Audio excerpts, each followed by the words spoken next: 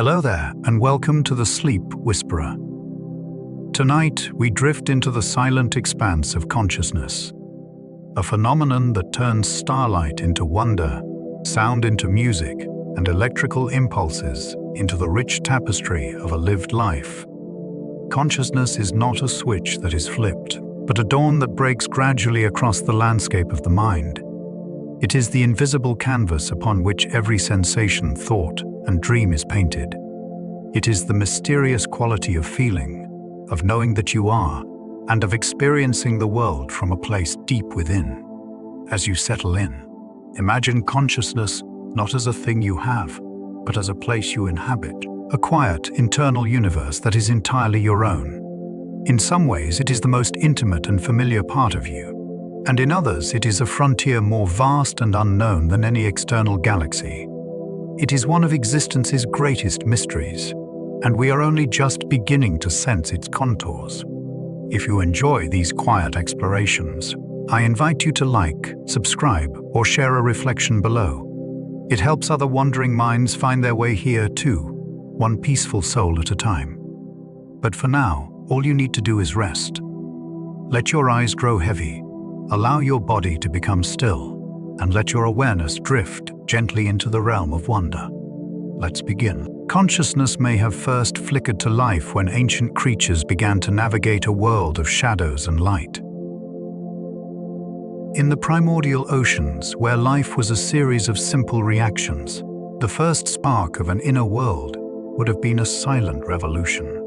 A worm, avoiding a patch of toxic sediment, not by a fixed reflex, but by a slight, flexible hesitation, a primitive choice. This moment of decision, however faint, represented a departure from a world of pure stimulus and response. It was the birth of a point of view, a tiny center of experience within the vast, unfeeling universe.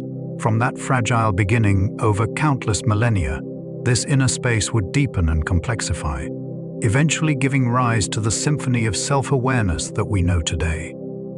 The feeling of a unified self is a beautiful illusion woven by time and memory. You feel like a single, continuous entity, the same you that existed yesterday and a year ago. But this sense of cohesion is a masterpiece of neural storytelling. The brain is a vast collection of specialized modules, one for recognizing faces, another for processing fear, yet another for constructing language. These modules work in parallel, often outside of awareness, and their outputs are seamlessly stitched together by the narrative engine of the conscious mind. There is no single command center where the self resides. Instead, the feeling of being an I emerges from the synchronized chorus of these disparate processes, a temporary consensus reached moment by moment, creating the compelling and ultimately fragile illusion of a unified whole. Some animals perceive dimensions of reality that are completely invisible to us. We experience the world through a narrow keyhole of perception, limited to a certain spectrum of light, a specific range of sound. But other beings live in a much richer sensory universe. The mantis shrimp, with its complex eyes, sees a world of polarized light and colors we cannot name, a kaleidoscopic reality hidden in plain sight. Bats construct a detailed sonic map of their surroundings, seeing with echoes in a way that is as natural to them as vision is to us. For them, the air is thick with shape and texture. These alternate umwelts, these unique perceptual worlds, remind us that what we consider to be reality is merely our brain's interpretation of a few available signals. Consciousness, in its myriad forms, sculpts entirely different worlds from the same raw material. Your brain constructs the present moment from fragments of the past. When you believe you are experiencing the now, you are actually sensing a world that has already happened. Light takes time to hit your retina, sound waves a moment to reach your ears, and your brain needs several dozen milliseconds to process these signals into a coherent experience. To compensate for this inherent delay, your brain constantly predicts what is about to happen and presents you with a best guess of the present. It is a skilled fortune teller, always living a fraction of a second in the future to give you the illusion of living in the present. The world you feel so immediately is, in truth, a carefully crafted prediction, a delayed broadcast edited for smoothness before it reaches the screen of your awareness. Plants exhibit behaviors that hint at a slow, distributed form of awareness. In a sun-dappled forest, a vine spirals towards a distant trellis, not through random growth, but by sensing subtle gradients of light and touch. Its tendrils move with a purpose that suggests a patient, vegetative intent. When a caterpillar begins to chew on a leaf, the plant does not sit idly by. Chemical alarms cascade through its vascular system, triggering the production of bitter tannins and even releasing airborne pheromones that warn neighboring plants of the attack. This is not thinking in any animal sense, but it is a form of integrated information processing. The plant assesses, responds, and communicates, all without a single neuron. Is a slow-motion symphony of chemistry and growth, a different way of being aware in and of the world. The sense of touch is not a direct feeling of the world, but your brain's interpretation of your own boundaries. When you rest your hand on a cool surface, you do not feel the surface itself. You feel the signals generated by pressure receptors in your skin. Your brain translates these internal signals into the qualities of cool and smooth, painting the world with a palette of sensations that exist only in your mind. This is true for all senses. The red of a rose is not in the rose. It is a wavelength of light that your brain interprets as red. The sound of a whisper is not in the air. It is a pattern of vibrations transformed into an intimate noise inside your head. Consciousness is a hall of mirrors, where everything you experience is a reflection of your own neural processes. Dreams may be the brain's way of defragmenting the mind's hard drive. Each day, you are inundated with a torrent of information, emotions, and fragmented memories. During the deep, dreaming phases of sleep, the brain enters a state of heightened, chaotic activity.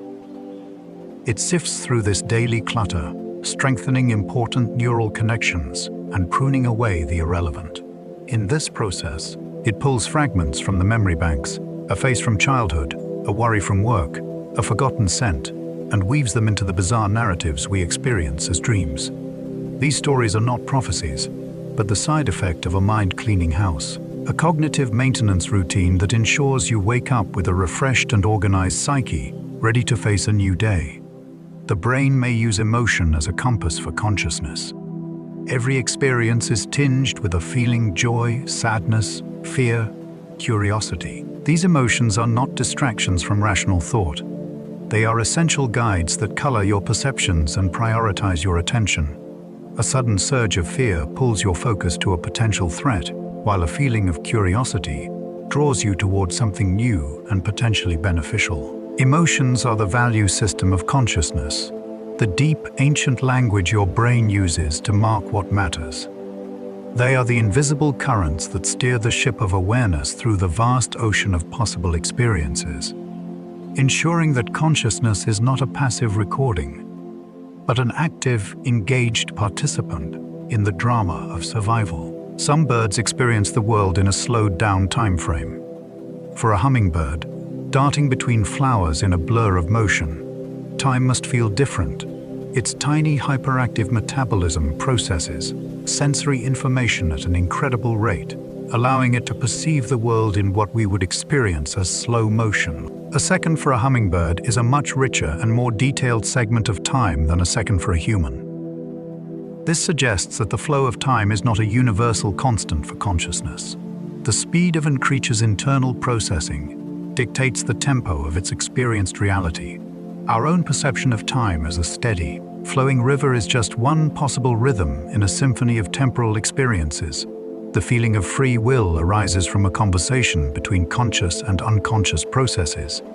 When you decide to lift your finger, the conscious feeling of choice arrives after the unconscious brain has already initiated the action. This does not make you an automaton. Instead, it suggests that your conscious self, are not the sole author of your actions. You are more like the CEO of a vast corporation. Most of the work, the planning, the logistics, the routine decisions, is handled by departments that operate outside your office. Your conscious awareness is presented with a finalized plan, a decision which you then endorse and take ownership of. Free will, then, may be the power to veto or approve the initiatives generated by the unconscious mind, a top-level executive function, rather than a bottom-up command. Octopuses possess a consciousness that is alien and distributed.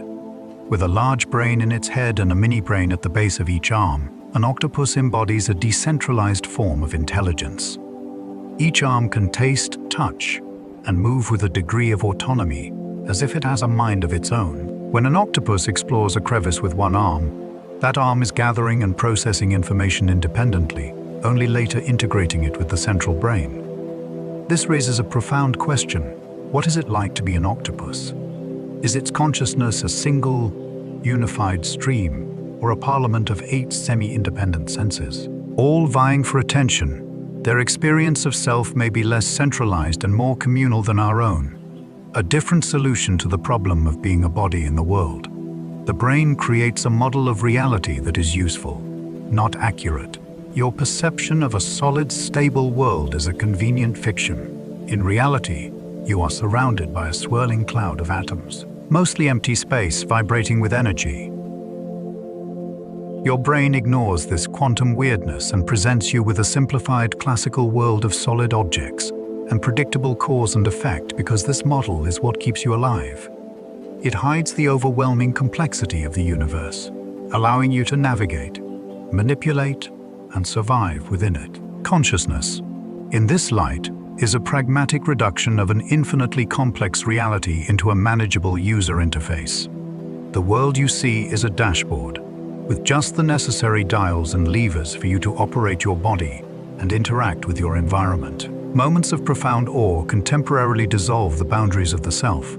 Standing under a canopy of stars, gazing at the vastness of the Grand Canyon, or listening to a piece of music that stirs the soul, you can experience a feeling of self-transcendence.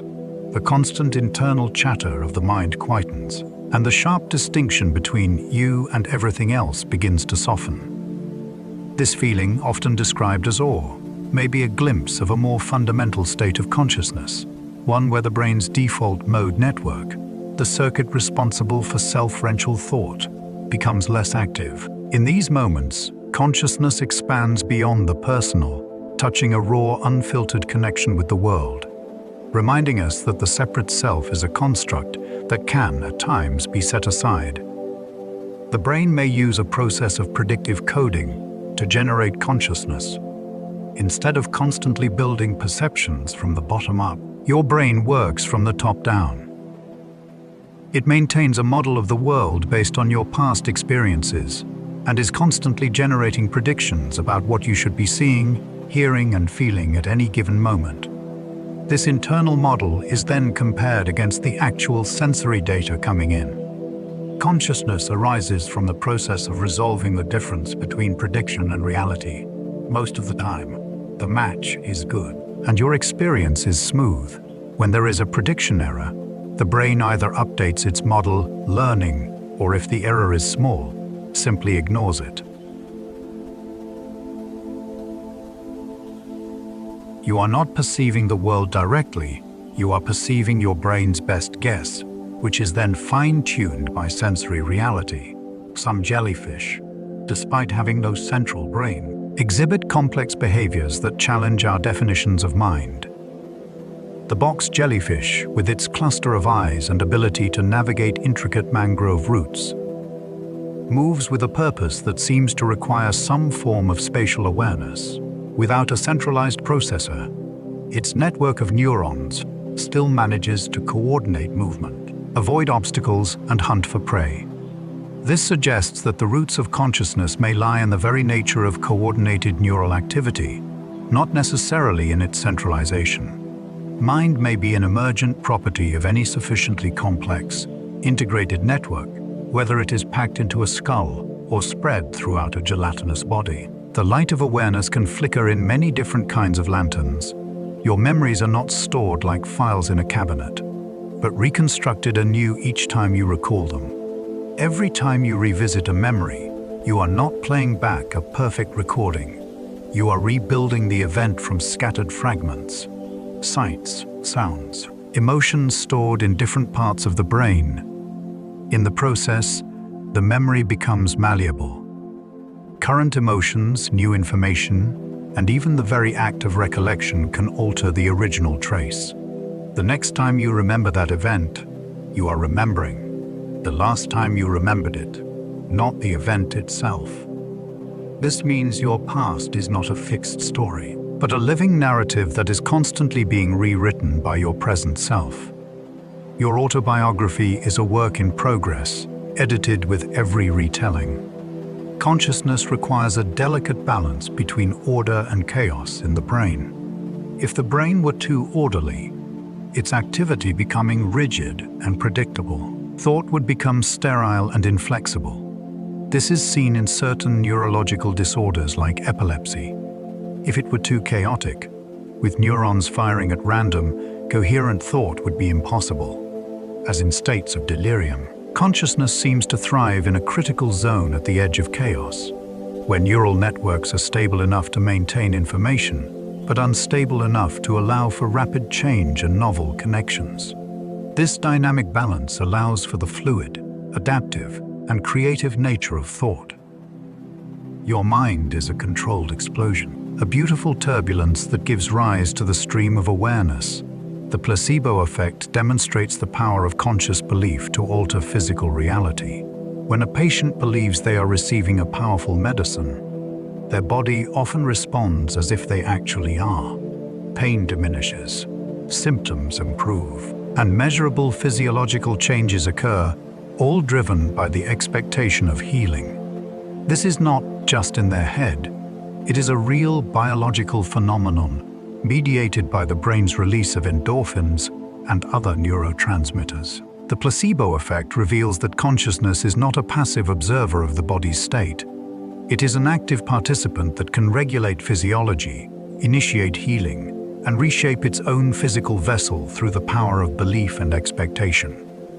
The mind is a potent medicine. Dolphins may sleep with one hemisphere of their brain at a time, remaining consciously aware. In the open ocean, where breathing must be a conscious act, dolphins cannot afford to fall completely unconscious. Instead, they shut down one hemisphere of their brain for a few hours, then switch to the other. During this time, one eye remains open and the dolphin continues to surface for air. What is it like to be in this state? Is it a dreamy, half-aware consciousness? Or does the active hemisphere maintain a fully alert mind? This unique form of rest suggests that continuous, unbroken consciousness is not a necessity for all aware beings. It is a different rhythm of mind, one that blurs the line between waking and sleep. The brain's thalamus may act as the gatekeeper of consciousness.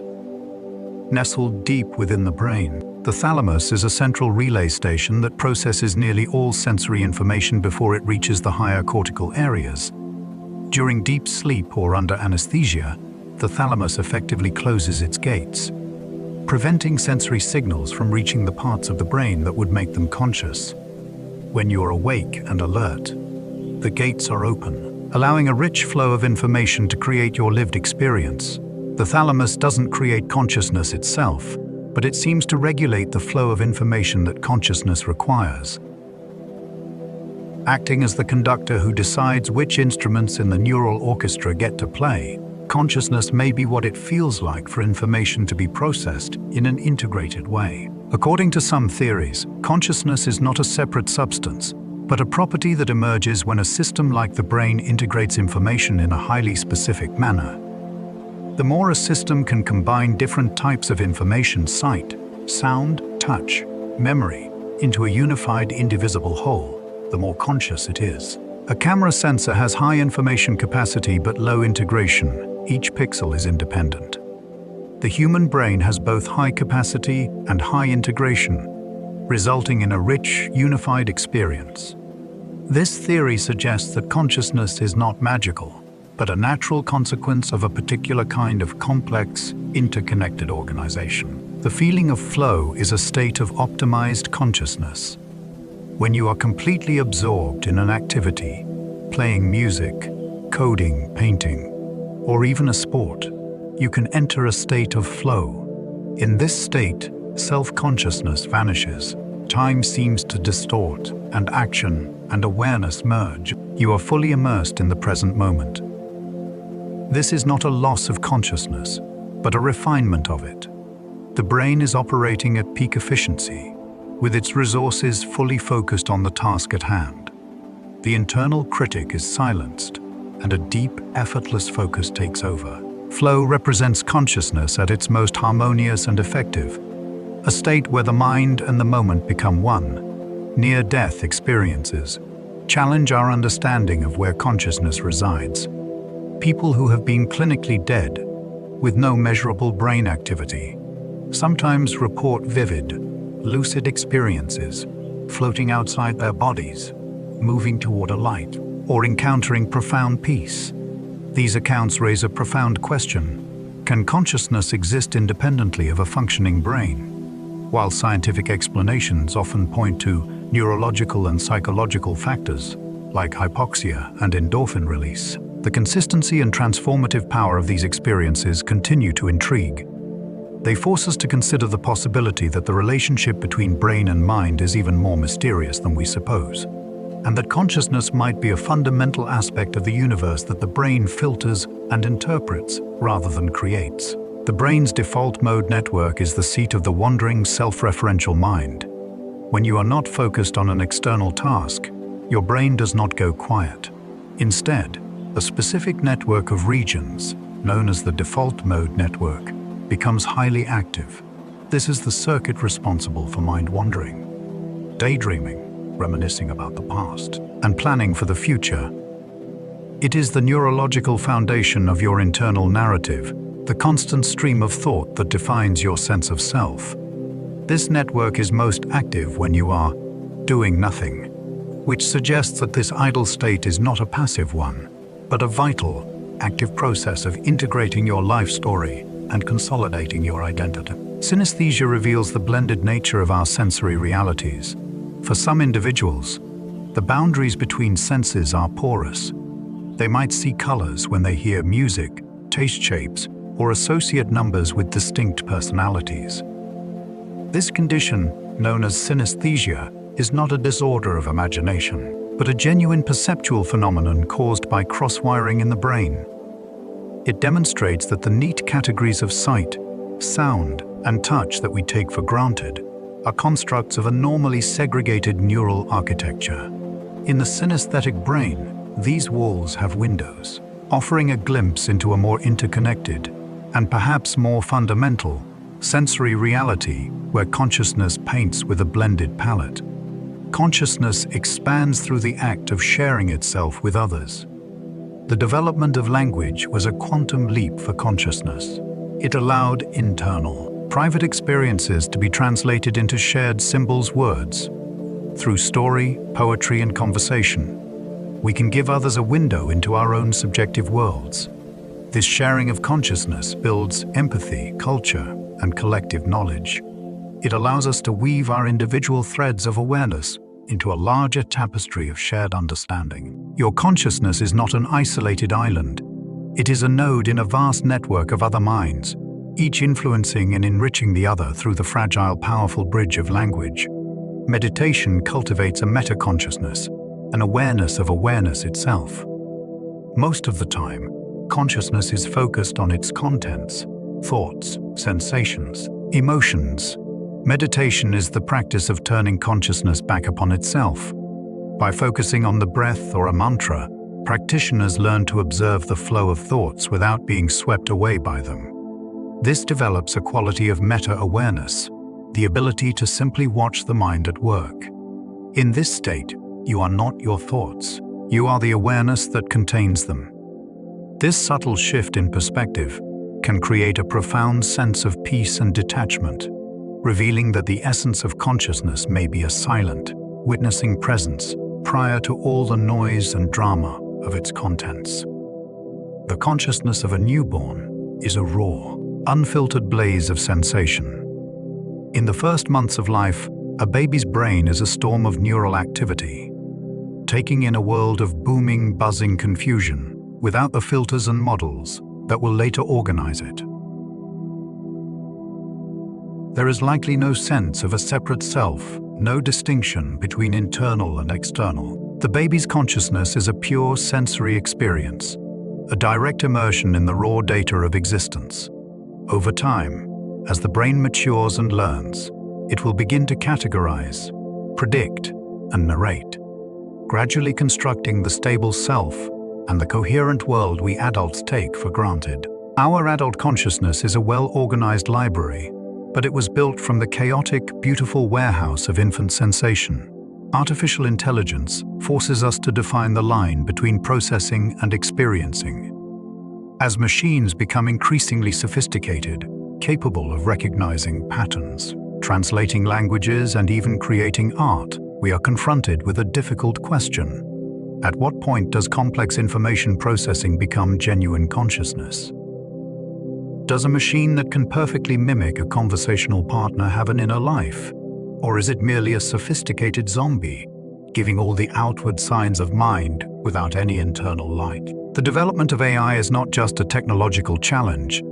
It is a philosophical mirror, forcing us to clarify what we mean by consciousness itself and what unique alchemy of complexity, integration, and embodiment gives rise to the miracle of feeling. Your consciousness is deeply intertwined with the rhythms of your body. The mind is not a ghost in the machine. It is an embodied process. Your state of consciousness is constantly influenced by your heartbeat, your breath, the hormones in your bloodstream, and the bacteria in your gut. Hunger can make you irritable. Fatigue can cloud your thinking. A brisk walk can clear your mind. This gut-brain axis demonstrates that consciousness is not a purely cerebral phenomenon. It is a full-body experience, a collaboration between brain, nervous system, and the entire physiology. To understand the mind, we must see it as the orchestrator of a biological ensemble, not as a soloist. The feeling of déjà vu may be a brief glitch in the brain's memory-checking system. That eerie sensation that you have experienced the present moment before is a common but mysterious quirk of consciousness. One theory suggests it occurs when the brain's temporal lobe, which is involved in familiarity and memory, fires out of sync. A new experience is accidentally routed directly into the familiar file, bypassing the standard processing that would tag it as new. This creates the uncanny feeling of recognition without any actual memory to back it up. It is a momentary short circuit in the machinery of time perception, a reminder that our seamless experience of past and present is a carefully constructed illusion. Consciousness may exist on a spectrum, not as an on-off state. We tend to think of creatures as either conscious or not, but it is more likely that consciousness is a continuum. A dog, with its rich emotional life and capacity for learning, possesses a different degree and kind of consciousness than a lizard. A lizard, in turn, is likely more conscious than a worm. Even within our own lives, our level of consciousness fluctuates, from the heightened awareness of a moment of danger to the foggy semi-awareness of first waking up, to the deep, dreamless sleep, where consciousness seems to vanish entirely. This suggests that awareness is not a single light switch, but a dimmer, with countless shades and intensities across the animal kingdom and within our own minds. The brain may use consciousness to simulate possible futures and choose the best path. One of the most powerful functions of consciousness is its ability to travel in time. You can mentally project yourself into future scenarios, a job interview, a difficult conversation, a vacation, and play out the potential consequences of different actions. This ability to run what-if simulations is a tremendous evolutionary advantage. It allows you to learn from the past without having to repeat mistakes, and to plan for the future without having to physically test every possibility. Consciousness, in this view, is a biological virtual reality machine, a sandbox for testing strategies and making decisions that enhance your chances of survival and flourishing. Blind sight reveals that the brain can process information without conscious awareness. Patients with damage to the primary visual cortex report being blind in a portion of their visual field. However, when asked to guess the location or movement of an object in that blind area, they can often do so with astonishing accuracy. They insist they cannot see anything, yet their guesses are correct. This phenomenon, known as blind sight, demonstrates a clear separation between visual processing and visual consciousness. The brain is taking in information and guiding behavior, but this activity never reaches the threshold of conscious experience. It is a powerful reminder that most of the brain's work happens in the shadows, and that consciousness is just the illuminated tip of a vast unconscious iceberg. The consciousness of social insects is distributed across the superorganism. An ant colony or a beehive behaves with an intelligence that far surpasses that of any individual insect. The colony regulates its temperature, defends its territory, and forages for food with a coordinated precision that seems planned. Yet, no single ant is in charge. This swarm intelligence emerges from the simple interactions of thousands of individuals following basic rules. Where does consciousness reside in such a system? It may not be in any single ant, but in the collective, dynamic pattern of the colony itself. The superorganism becomes a conscious entity of a different order, a mind whose thoughts are the synchronized movements of its many bodies. Your sense of agency, the feeling that you are the cause of your actions, is a constructed feeling. When you decide to move your arm, your brain sends a motor command and simultaneously generates an efference copy, which it uses to predict the sensory feedback it will receive from the movement. When the actual feedback matches the prediction, you experience a sense of agency. I did that. If there is a mismatch, for example, if your arm is moved passively by someone else, the feeling of agency is broken. This means the feeling of being the author of your actions is not a given. It is a computed inference, a story the brain tells itself to maintain a coherent model of the self in action. Consciousness requires a constant forgetting to function efficiently. To be aware of everything at once would be overwhelming. Your brain is constantly filtering out the vast majority of sensory information. The feel of your clothes, the hum of the refrigerator, the sight of your own nose in your peripheral vision. This unconscious editing is essential for focusing on what is novel or important. Consciousness is not a floodlight illuminating everything. It is a spotlight, selectively highlighting a tiny fraction of the available data. This necessary forgetting is the silent partner of awareness, the darkness that gives the light its shape and purpose. The hard problem of consciousness is the question of why and how physical processes in the brain give rise to subjective experience. We can map the neural correlates of a sensation. We can see which parts of the brain light up when you see the color red. But why does this particular pattern of neural firing feel like redness? Why isn't it just silent information processing? This gap between the objective mechanics of the brain and the subjective quality of experience is known as the hard problem. It remains the central mystery. Solving it would require a revolution in our understanding of the relationship between matter and mind, perhaps revealing that consciousness is a fundamental property of the universe, like space and time. Moments of unconsciousness reveal the fragile nature of our waking world. A blow to the head, a fainting spell, or the induction of general anesthesia can extinguish consciousness in an instant. One moment you are there, the next you are gone. There is no fading, no transition, just an abrupt nothingness. When you return, the world snaps back into existence as if it had never left. These moments are stark reminders that the vibrant, continuous world we take for granted is entirely dependent on a specific, delicate state of the brain. It is a performance that can be stopped and started, a light that can be switched off, leaving the stage for you in absolute darkness.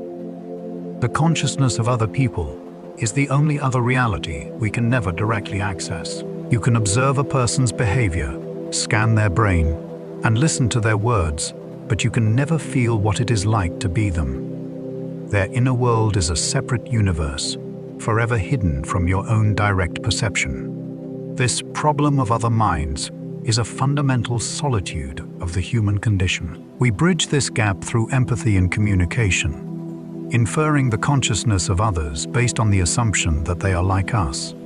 But this is always an act of faith and interpretation. The privacy of individual consciousness is both what makes us unique individuals and what connects us in our shared, unshareable mystery. As we drift to the end of this quiet journey through the landscapes of mind, allow your awareness to gently contract, to return to the simple feeling of breath and body.